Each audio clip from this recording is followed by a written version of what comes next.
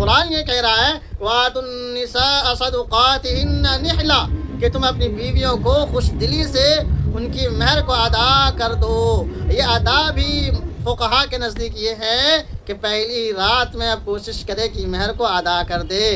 جب تک عورتوں کے حق حاصل ہو رہا ہے، فقہا یہ فرماتے ہیں کہ حق حاصل ہے کہ جب تک شوہر مہر ادا نہ کرے یا اس کے لیے وقت متعین نہ کر دے کہ میں 2 دن 4 دن 1 سال بعد 2 سال بعد میں ادا کر دوں گا، اس وقت تک اسے حق حاصل ہے کہ اپنے بدن کو ٹچ کرنے نہ دے۔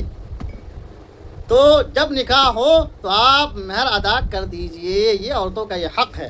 فرمایا وَآتُوا النِّسَاءَ صَدُقَاتِهِنَّ نِحْلًا کہ اپنی بیویوں کی مہر خوش دلی سے ادا کر دو۔ فَإِن طِبْنَ لَكُمْ عَن شَيْءٍ مِّنْهُ نَفْسًا فَكُلُوهُ هَنِيًّا مَرِيئًا اور اگر وہ خوش ہو کر کے خود وہ اگر مہر معاف کر دے اس میں سے کچھ حصہ فَكُلُوهُ هَنِيًّا مَرِيئًا تو مزے سے کھاؤ۔